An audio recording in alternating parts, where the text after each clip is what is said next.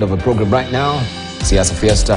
Today in the editorial cartoons, we do have Gado, who has captured what is happening right now with the Israel and Gaza war that is still ongoing. This is the 18th day since the war began 2 weeks ago, going to 3 right now. And you can see here in one of the fighter jets, that is Bibi, right, Benjamin Netanyahu, who is in this particular fighter plane or fighter jet that is made in the US, and also the war crimes as it was. It says residents of Gaza are not my responsibility. This is according to Gado as well. And there has been questions being raised regarding the shelling of the hospitals there. New development that we have so far as well is that also the New York Times has circled back on its initial reporting that we have this as not really coming from Israel, but it was a misfiring of a rocket from Philistine. Not from Philistine, but Palestine, I should say. And that is a story that you want to follow inside the dailies today as you read the world pages and the war that is ensuing. But the way Philistine and the Palestine, just Philistines were the Palestinians. Yeah, they are the Palestinians, so they were just the Philistines at the end of the day. This is what has been captured there. Also inside the People Daily, right? We set aside Kenya shillings, hundreds of millions to deal with El Nino, which will start next week, right? That is what the government's position was before. Then, right now, we decided instead of the El Nino, let's have short rains. Then Wanjiku is asking, what happened to the money, right? We know Nairobi County also was to buy boats, right? I don't know if that purchase was made so far. Maybe you let us know, gentlemen. We were to have motorboats. Yes, motorboats to actually be wading through the waters. And you can see how the governors were eagerly awaiting for the El Nino. And you can see the cloud banks. It's not the cloud banks of clouds just as we normally know it, but this is cloud banks of money that was to pop out from the clouds. And you can see they were ready with the umbrellas to collect a lot. Was that a disappointment? And you can see this is the governors together also with the president as well. So what does it really portend? Phew. We can see El Nino preparedness. That is not happening. This is like the floods of Noah, if you may remember. And now that El Nino boat is resting on Mount Ararat during those days as well. All right, if you may remember your Bible history. That is, El Nino is not coming our way. It's a good relief for us. And that will have also affected us. But the president is imploring now, if kuna any maandamano, ni maandamano mashambani. Ya Dan Mazo. Maandamano mashambani sasa, hamna El Nino.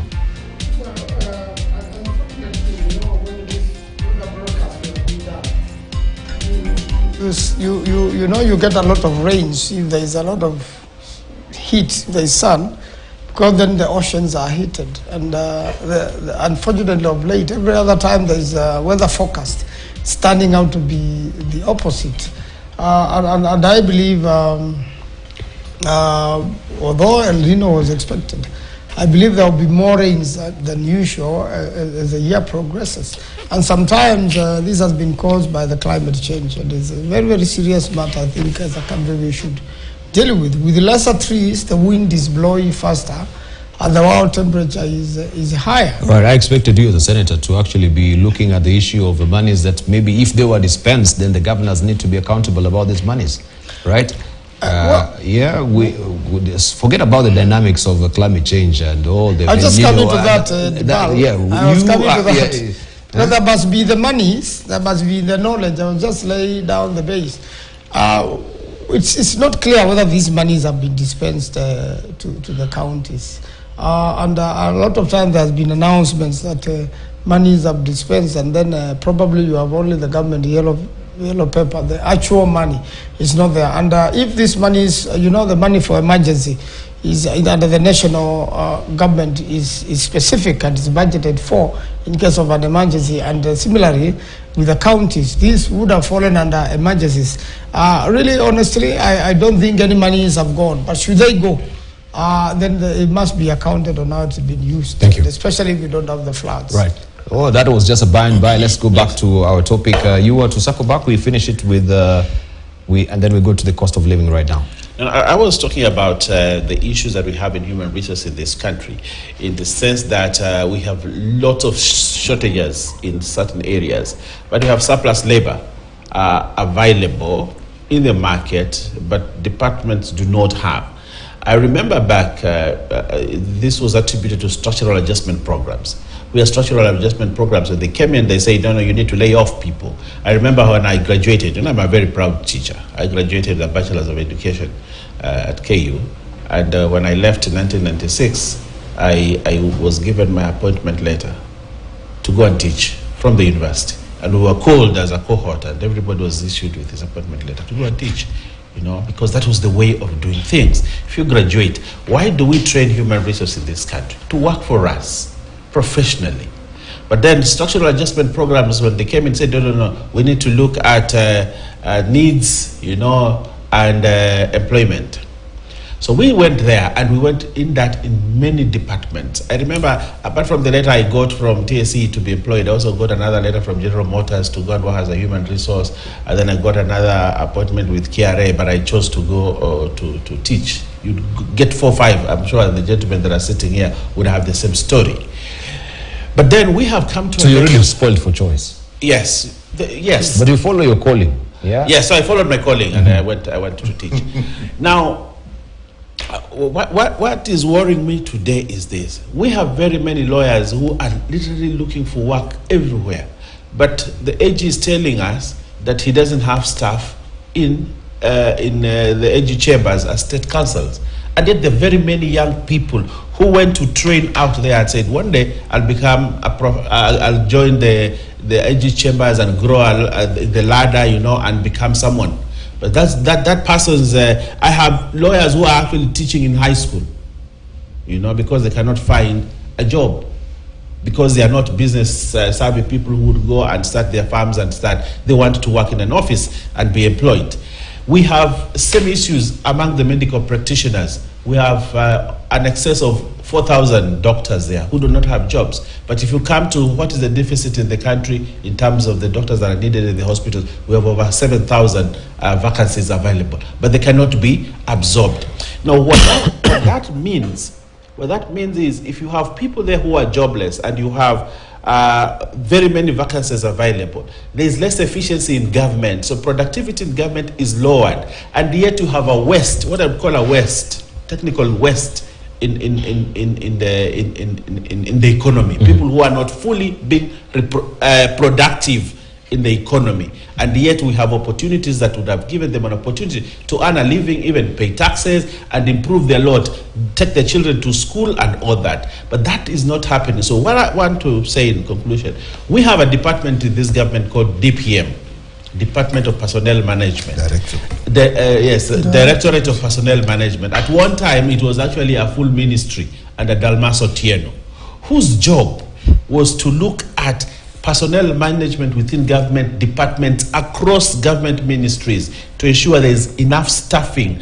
If there is an establishment of 20 staff, then they are in place, and they would put policies and ensure that they monitor what is happening to ensure there are no gaps. That department still exists, but what does it do? There are people there that sit and probably file papers, file documents and all that, and there's nothing much that they can do. On the flip side, you go, for example, in universities today.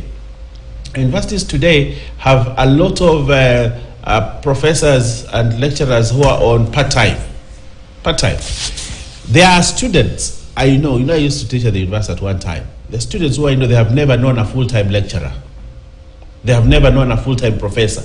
So there is no direct link between the education development of this child and a professor who is mentoring and taking that child, because everybody in that class or that unit is on part-time basis.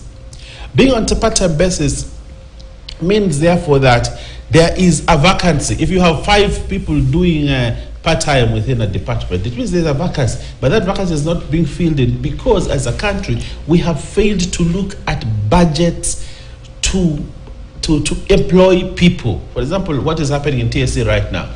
They tell you, yes, we have these vacancies, but there is no budget. But all over the world, if you look at Smithian studies in the United States, they will tell you why was the United States making bigger strides than any other country at that particular time in history. They will tell you it's because of the human resource, capable human resource in place. The more capable human resource you have in position, working, the higher the productivity of a country, and therefore the faster the growth of the economy. Kenya is not helping itself by having a lot of its professionals unemployed. It's not helping itself at all. We have a lot of people, energetic, productive young people who are not productive. And yet we have spent millions of shillings and billions of shillings taking them through an education system. And therefore then we abandon them out there. They are not productive. The country is not producing, and the more productive people are not at work. That is where the gap is, and this country cannot make the strides that are making. I want to finish with the issue of the medical service. Today, doctors who have spent over 6 years in training today are getting wasted there, like the case of the young man that died or committed suicide. Why? Because one, we don't put enough budget. A governor rather put money for social events. A lot of social events. Governor must have a big chair. When he goes to a place, they spend 3 million for one event for governor, but does not want to spend money to hire a doctor. So the budget for the executive office of the governor is higher than the budget of the Department of Health in the county. That tells you that we will not be able to absorb those doctors, and even if they came in, the remuneration will be low, and they would not want to work there. They will go there to look for work in the private sector. What I want to tell those that are concerned about this thing, we need to put money for personnel management to hire the people that are out there that are productive. Thank you. And put them in position of work, of productivity. Agriculture today is suffering because we don't have enough agricultural extension officers. So productivity in the farms is going down. The economy of the country is going down just because we have refused to put enough money in the budget to hire agricultural extension officers who would have increased productivity in the farm so that the economy grows. So we need probably a whole conference to discuss this issue of human resource placement and employment of people vis-a-vis economic development of a country. Economic development is not about building roads only. It's about productivity. Productivity will be done by human resource that is well trained. This country has trained, well-trained human resources who are wasting away and being unproductive. Okay. Let's hear from Ed Canaan on this as well. And I want to just juxtapose that particular productivity and put it under the rubric of the high cost of living. That is a main topic right now that is, I'm going to understand, getting a lot of hits from the retreat in Naivasha. Yeah, but before that, on his bill. On his bill. Kenya advocate's bill. Yes, Kenya is a leading member of the East African community. Yes. And I'm glad that my friend is thinking out of the box. It's a reality that some of these administrative bottlenecks to be removed, that are products of our colonial history, will be wiped out completely by the East African Protocol. So meaning we will have a bigger community called the East African Community, where every citizen of the East African Community will have the same services, the same rights. So that is where we're headed. So there's nothing absolutely for our lawyers or anybody else to worry, because once the remaining protocol hitches are sorted out, the only thing that will remain is the currency, the monetarization, the currency, the East African Community currency. It's a bit political. So we are headed there. Yes. And I'm glad that you're thinking out of the box, and that there's nothing absolutely, we are making up the work of our legal practitioners actually easy. So that is where we're headed. That is my take. As long as we still live by the tenets and the spirit and letter of the East African Community Protocol. And Kenya is a leading economy. We have no choice but be a leading nation.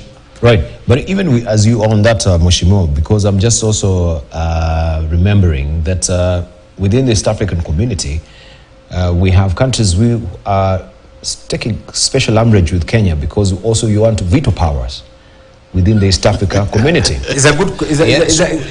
Why would you be begging for a veto power? It's sort of a small UN Security Council that now we have said we'll have veto power, and much say within the community as well. So we'll be seen to be a bit overly ambitious. This is, the idea was born out of the economic reality. This is supposed to be an economic bloc. And remember, this came out as a byproduct of the failed East African Federation. The reality today is countries must come together. That's for their own survival, for their own economics. That's what the EU has done. That's what the Caribbeans have done. That's what the Asians have done. That's what the whole of Africa guys are trying to do. It's a reality. It's in the best interest of Kenya, as much as it is the best interest of Uganda, Tanzania, Rwanda, Burundi, all other countries to have that economic linkage. It serves. There are areas that are the bedrock of Kenya. The areas that are the bedrock of Tanzania. And remember right now, our second, I think, best trading partner is Uganda. It used to be UK, it's now Uganda. I'm told China is on our way, but China just leads in one thing. We import. For Uganda, we export. Now come back to these other bits. No, let me just tell him a little thing why politics sometimes annoys me. This thing you are struggling with in the medical sector, we sorted it out in the year 2000. I was chairman of Kenya Medical Association, chairman of Tanzania Medical and Uganda. What we did was reciprocal recognition of the universities that train. And so once you train in those universities, you are recognized. We even put it further to have now, there's a body that deals with the training, the curriculum for all the East African countries, including Rwanda and Uganda. So people, it can be done. Coming back to the issue of employment opportunities, I think we need to understand this. Employment opportunities is a product of efficient, properly managed functioning of the different factors of production. Government does not mint money. Government does not. Government creates opportunities that spur economic growth, that expand the economy. Okay, that creates opportunities. So even where there is serious underemployment or unemployment, it's not the business of the government just to go to the market and say we have these vacancies for 10,000 teachers. No, the government must provide the enabling environment that will spur the economy. Otherwise, we'll have inflation, and our shilling will become just a paper money. So the government balances, create opportunities, increase export, properly manage our different factors of production, enable that is the way actually government creates employment opportunities. That's why in America right now, every month, the most sought after actually is the labor market. Like everybody, Julius, has the economy expanded? Has there been an economic growth? How is the recession? How is inflation? These things, it's complex. So when we just expect the Department of Director of Personnel Management just to say we have these vacancies, can we employ them? Where will the money come from? The money must come from you. And today, sadly, even this tissue paper is imported from China. Tissue paper is imported from China. We have ceased being a leading export-oriented economy. That's why we are suffering. That's why there is deficit in our trade balance actually with some of the most competitive economies actually in the region. So where are we headed? Where are we going? That even this bottle of water next time, Kringeti or whatever will stop, or let me call it Brazza Limited, will stop. I can see you're very business oriented. Yes. Yeah. We're not branding. Yes. Brazza Limited will stop manufacturing this because they will find it is easier to get this from China. I am telling you, my friends, for those of us who are in charge of our economic activities, we are not doing well. It is the high time we stop this, deal with our primary oriented actually factories, and I'm glad that something is being done on coffee. I'm glad that something has been done on the sugar industry. Right. Deal with the livestock sector. Thank you. Today, just take this. I'm a camel herder. I'm a camel farmer. If I wanted to sell, other than these small butcheries and abattoirs, the only predictable source of market that I have is either through Somalia or Djibouti or Ethiopia. Why has Kenya not done the same? It's simply because of this. KMC is just somewhere here. Even the land where KMC is located is owned by cartels. It's owned by cartels. Nobody wants to face them. I tried that in 2000 and I almost lost my life. I was told, we have lost the roots, the LMD roots. We have lost the marketing facilities. So all our activities are being eaten by cartels. Today, I have camels in Wajir, I have camels in Madrid, I have camels in Tana River, in Northern River, Taita Taveta. Where do I market them? The options I have is either get milk or slaughter them for local use. But if we really wanted to sell them, I have to track them through Ethiopia. Why do I do this? And Kenya is a developed economy simply because the cartels in that particular sector will not allow this. So my plea is, and I'm glad that my friend here, who is the deputy government majority leader, is here. This is the time to dissect our alien economy and call a spade and deal with issues without fear, without favor, so that Kenyans can get value for. Otherwise, tomorrow even KTN here will not be in a position to pay you simply because there will be no money. But Parliament. No, you've reminded me the government needs to pay us. We have pending bills from the county governments. Yeah. How do you pay pending bills? How do you pay? So I think it's a bit of mix-up. Yes. That is why right now, you see, and you'll excuse me on this, when Singapore left Malaysia in 1975, the first thing that the leader of that particular time said is, how is he going to pay the salaries of the public servants? He had two options. Go to Brunei, the king of Brunei was very rich, and beg for an allowance. The Sultan. The Sultan. Go back to Malaysia where they got their independence and say, look, for the sake of God, we have left you, but we will still be friends. We need cushioning. Can you keep us afloat for the next 1 year? The guy boldly put in place reform measures. And I can tell you in 5 years, Singapore was lending Malaysia. We need bold decisions, just like South Korea. In 1968, we loaned them. I'm sure you are aware. I'm sure you are not born then. So it's a struggle in economy. Struggling for our scrap metals around here. Today, their GDP is 62 times that of Kenya. That is where we need to be. And we did it, individuals who are courageous. So my friend, even what the president right now is doing, and I know right now people are saying, oh, he's not doing this, he's not. I'll tell you, give him 2 years. 2 years. 2 years. And you'll see the change. Right now, it's providing the foundations. And don't listen to the naysayers. The bold decision the government is making is going to be felt after 2 years. Not immediately. There will be the challenges. Right. When that time comes, the Kenya even as we wait 2 years, other countries like Tanzania, as we can see from the citizen, are not waiting for 2 years. They've already taken off.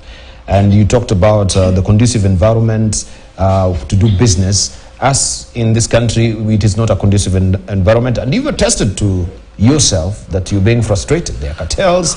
The unpredictability of a tax regime also, that you don't have a conducive, you don't know what tomorrow you'll be paying for taxes. Even right now, as we're speaking right now, we have, as mentioned from the program time and again, the Kenya Roads Board is intending to raise, the fuel levy by 5 shillings. So that is bound also to affect the fuel levy. No, just a moment. So why are we losing to Tanzania? Why are we losing in East Africa? The Kenya KPMG came up with a survey, and they've actually done a survey. Every CEO and every sectoral leader, they will go to Tanzania or Ethiopia. Look at even what we have on the front page of East African as well. They're saying in SGRS, she gives Addis the attention. Ruto's plan slowed by failure by his peers to sign on to the coast-to-coast rail projects as China finds Abiy more credit-worthy and strategic. We are losing it. Now, how will that also, adding with 150 shilling mark that we are paying against the dollar, affect us? Let me say something. Yeah. We tend to leave the simple facts of life and go for very complex things. This Singapore thing, the first thing you must know is the personality and the orientation of Lee Kuan Yew. When he finished, did he have any property? So you can't think that at one time you have cartels who want to be billionaires, and they're leading under you, and you think bold things will work. Those are the people. Yourself, you must start by saying, I'll live here with nothing. Then the country will move. For the sake of a country. But so long as the leaders think they must live with something, or start scheming now, just for 2027, a mere 5 years, then things will not happen. But let me come to why we are not doing well. In my view, I'm not an economist, in terms of cost of living. I think the single most important factor now is tax. And why am I saying that? Even fuel, it is tax. 1 liter of petrol now, 80 shillings is tax. 1 liter of diesel, 70 shillings is tax. So, and there are all other tax. Okay, social health insurance is now tax. Housing is tax. So when you bring all these things and you tax people, where is the money that will come even to move the economy? Personally, I believe that there are times you can slow down your capital expenditure, relieve people a little bit on tax, and leave some money that people can use in generating anything in the economy. If you take everything as tax and then you want to now put it in capital development, I don't think it works that way. I'm not an economist, but I don't see how, with the cost of fuel, in the cost of electricity, you can even think of getting anything going on in terms of production. Now, we had an argument earlier, I mean some months back, whether subsidy in fuel is a consumption tax or a production. Subsidy is consumption subsidy or production subsidy. Fuel is the main factor to a large extent in production. So when the cost of fuel is high, even moving goods, even the commerce you want to move, everything goes up. So I would say, with my simple view, if you can look at the cartels and the management and the governance issue, first of all, let's look at the tax issue. Let's see how do we bring petrol down. Because we are saying it is international, the cost. But we have put 80 shillings on a liter of petrol, 70 shillings on a liter. Now that is the one we have, we can play with. The international one, when it lands in Mombasa, we can't play with. Have we even tried to play with that? We haven't. When you're taking tax from everybody's salary, we are taking a lot more. Mm-hmm. If there are good things we want to do, but I think they must be planned. Right. And say, these ones we can do later, these ones we can do later, but let people just eat. All right. Dan Mazo, we have the government taking 80 shillings from the fuel levy, and people are saying this is outright greed. And even on top of that, we want to add 5 shillings on top if this proposal by the Kenya Roads Board sails through. Tell us then how, because I went to take over the weekend some tea somewhere, right? And just some pokey place somewhere. And I looked at the receipts. We have levy that is, I don't know if it's they normally call it tourism levy, isn't it? 18%.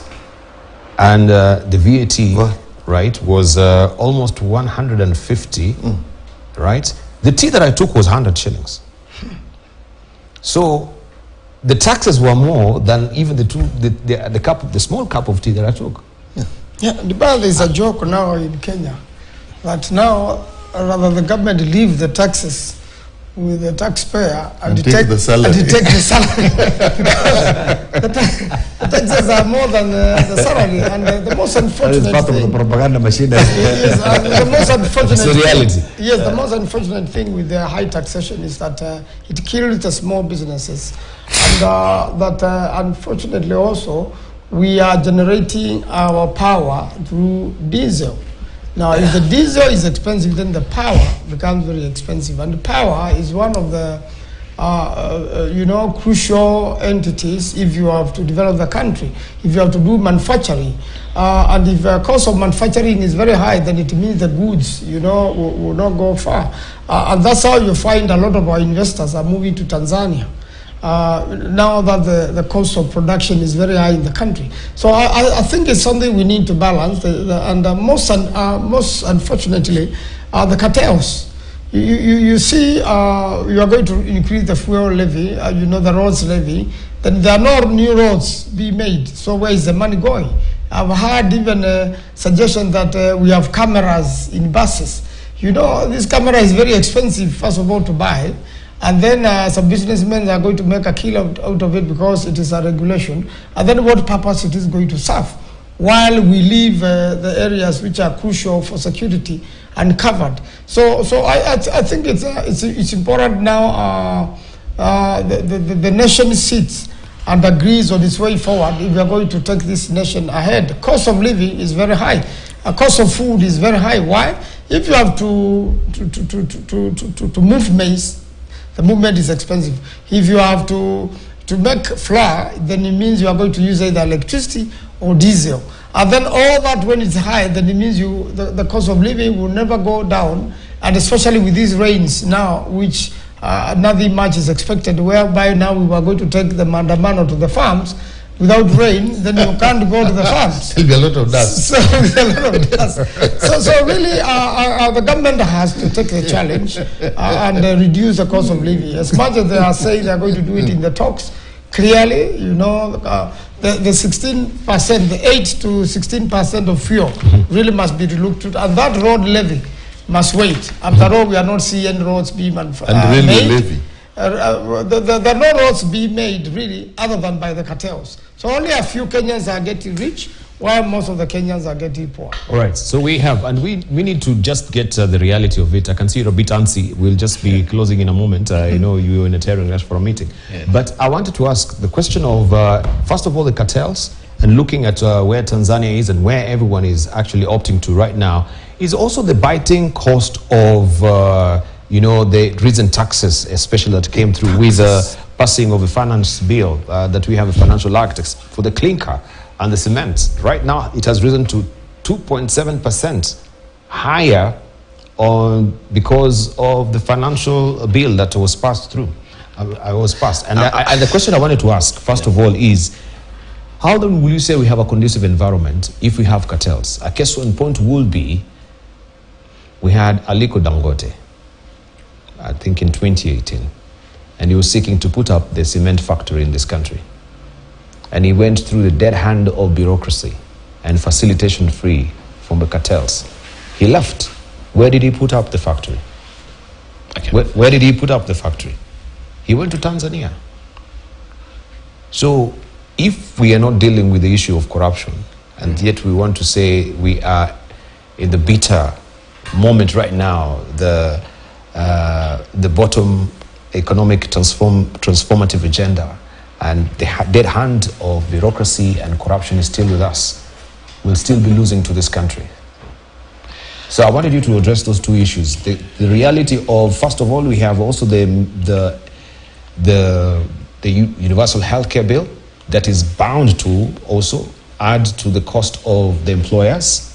And the housing which is coming. And even as we speak, I know of Maboti Rawlings that is opting to actually get some of or outsource some of your functions to Tanzania because they cannot afford to the wage bill that now this has put in for them. They are actually in billions, so to speak.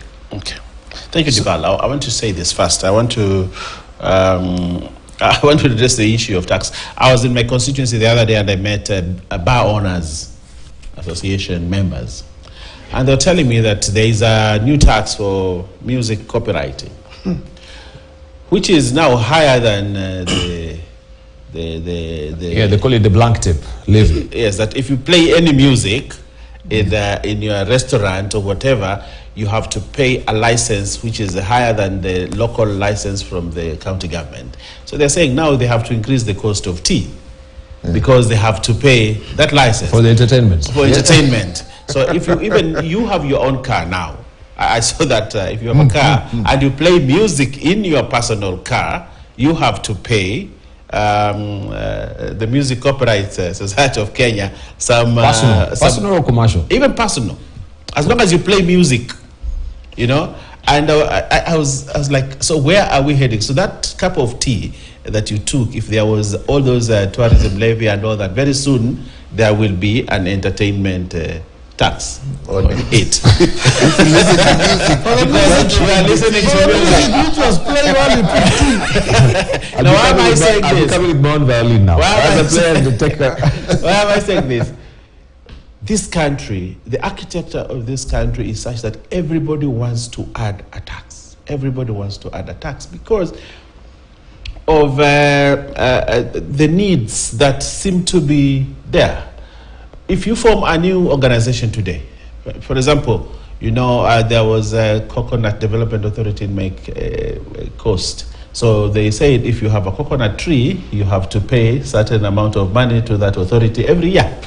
You know, somehow it was scrapped, that Coconut Authority and all that. So there are very many things that are coming up that are adding to the cost of living. Sometimes I feel they are unnecessary. I have the pleasure to entertain this thought that we need to collapse these many government corporations because they're the ones that keep on adding. If you look the government wage bill today, my colleagues here are aware that every Parliament Day, I read a statement, I lay the paper, and I read very many parastatals that they have had their accounts audited. Then I ask myself, these accounts have been audited because money was sent to those entities. How much money do we send to entities whose roles are duplicated, whose roles have no meaning?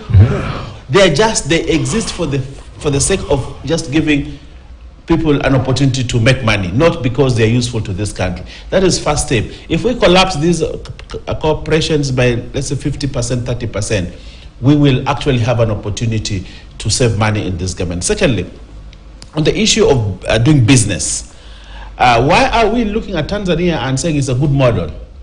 And I saw that Tanzania the other day actually has ceded the operations of the Dar es Salaam port, I think several berths. And actually they're giving several other berths, and I think that picture that is there, is that story on that paper is actually talking about that. But when it comes to World. When it to the DM World, yes.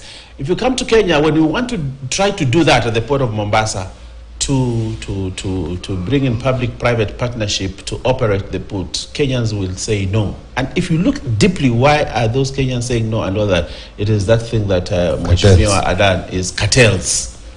Cartels that are protective of their turf.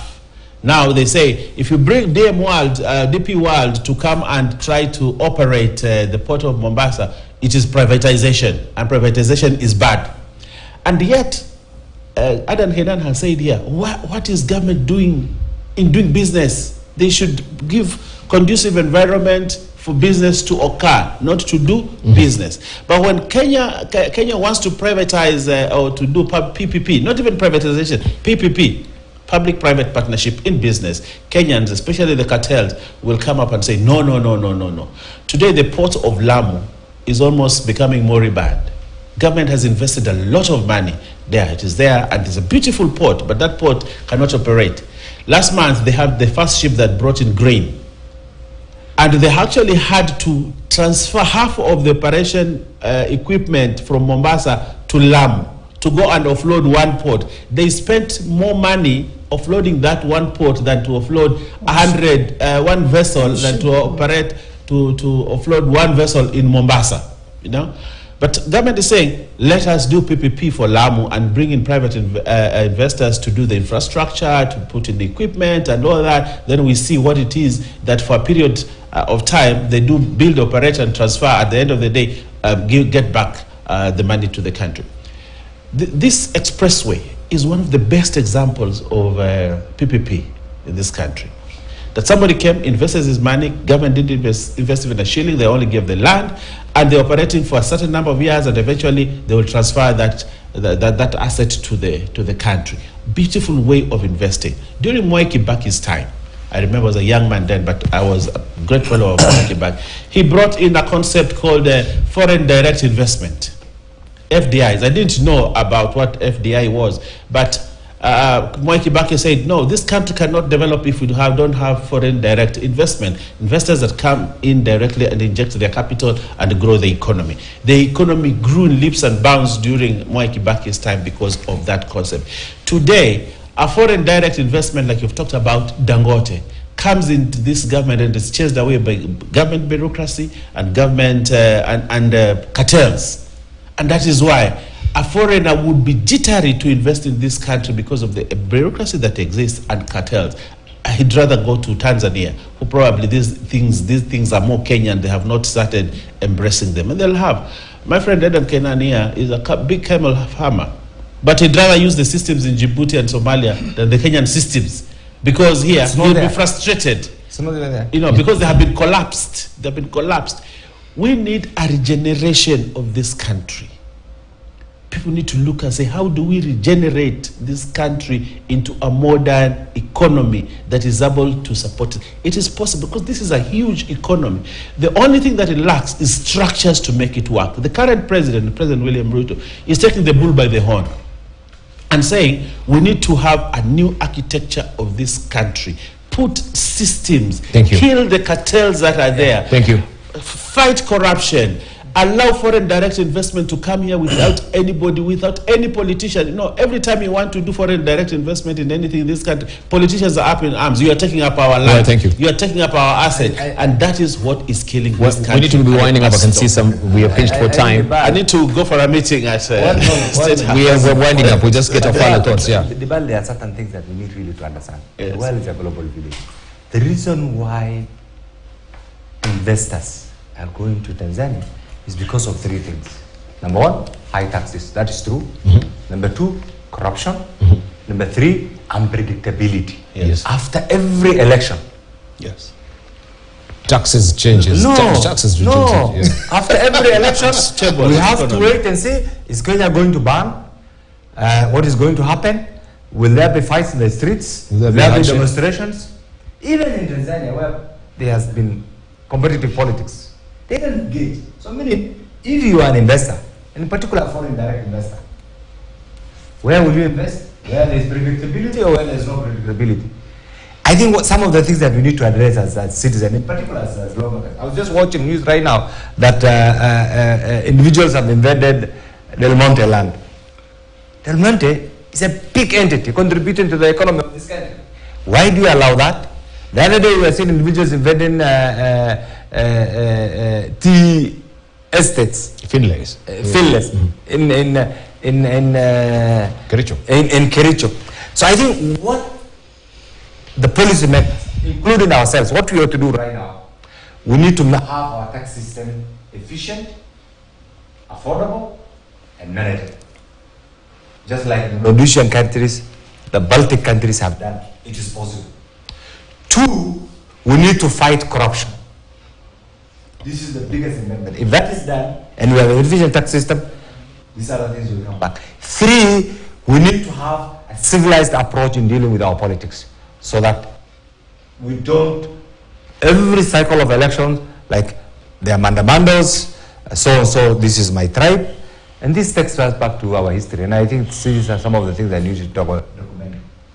The history of this country is laden with individualism, that colonial mentality, the petit bourgeoisism, and that has become a culture, that this is my country, it's mine, it's mine. That's why the issue of land cartelism, the issue of corruption has become part and parcel of our culture. So I think right now, my friends who are in the government should say, it doesn't matter whether that will make you unpopular or not.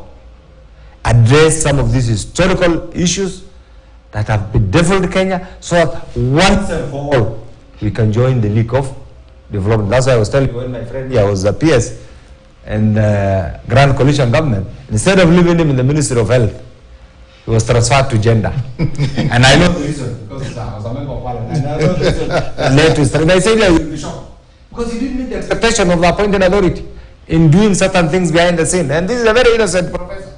He did. And I say, let me tell you this, even the ministries were shared on their perceived We need to wind up here. Listen, ministry was shared on their perceived relevance in contributing to the backdoor covers. So when my friend here was posted to the Ministry of Health, a very lucrative ministry, and the ministry was not yielding any benefits to the appointed authority. They had to say, huyu professor ni mjinga aleti mali wacha apeleka kwa wizara ya he was a good boy. Walisema ni kijana mbaya walimtoa. I follow that story. So, we need to fight such culture. I thought to say lakini I will say it for him. We need to fight such culture. He ended up being a very, in fact he was regretting why he took the first job in the first place, because alitoka huko na jina mbaya. Not jina mbaya to the extent that he didn't perform, but jina mbaya to the extent that he didn't meet the expectation of the appointed authority. Kwa mulo, ile inaitwa mulo ya tumbo. So thank you. Let me tell my story. I'm just winding up. Briefly. What has come out, what the deputy leader of majority has stated very clearly what the country needs. Fight cartels. Look at the taxes. Why is it not being done? Let's slow down on politics and address these issues and let technical people run the government. And you know, the definition of, I have a definition of government, that a government is the president and the people the president listens to. In your position, you are the government. So get these things done. Don't just say this different. Don't just. Right, that matters. I thought Kainan was in government. But I think really the fight of corruption, there's nothing being done about the fight of corruption. We are not seeing the empowerment of ESCC. I think and the people who loot this country eventually get away with it. I think we really need to be keen on that and make sure that whoever is stealing the resources of the people goes to jail or knows that it is dangerous to steal from the people. That is our biggest problem. And of course, even as we're winding up, we are looking at keeping our eyes peeled that the president has indicated that the CS who was involved in the 6 billion shillings scandal on the edible oils as well. A probe should be, of course, conducted right now. We expect heads to roll. Why would you be paying $7 on top of what Kenyans are expecting to have as the low cost of edible oils? I want to say this in closing, that we have a courageous president, a president who looks at what is it that I can do for this country and change it and turn it around. And I think the efforts of the President William Ruto in terms of making sure he does things right. We have seen his effort in the health sector. We are seeing his effort in education. We are also seeing his effort in ensuring that he stops land grab in this country. And we are also seeing his effort in fighting corruption.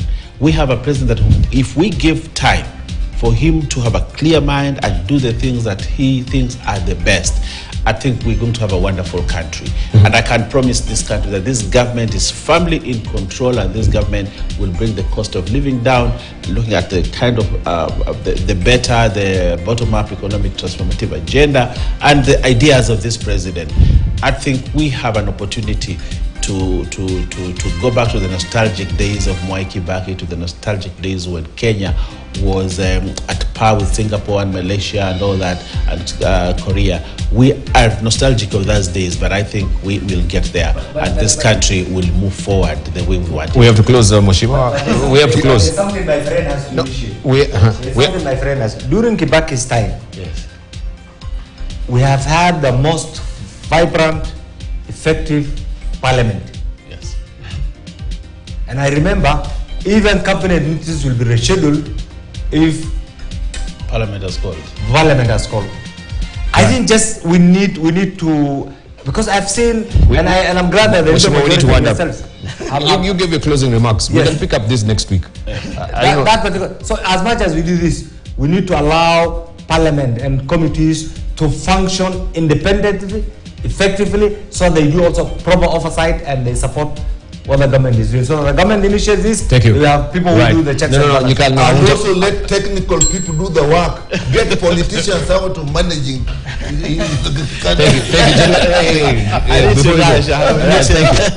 Thank you, gentlemen. I know you're telling us. Thank you. I want to thank you so much for that very massive discussion on a raft of issues as we know it right now with the cost of living, and the big debate has begun there in Naivasha as well. Gentlemen, I want to thank you so much for your contribution coming up early as well.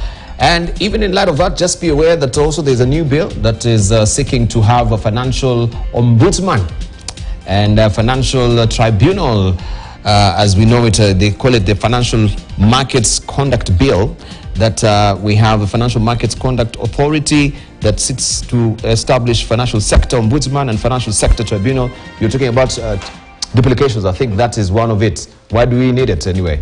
Right? We shall be looking at that tomorrow in Sokoni. Make sure you tune in to discuss on that and a raft of other issues. I'll leave you with the words of Warren Buffett, right? He says, if you may just speak it up there, if you don't find a way to make money while you sleep, you'll work until you die. So find a way to make money while you sleep. Yes, some passive income. That is a quote there from, of course, the financial guru and investor there, Warren Buffett. If you don't find a way to make money while you sleep, you'll work until you die. Right.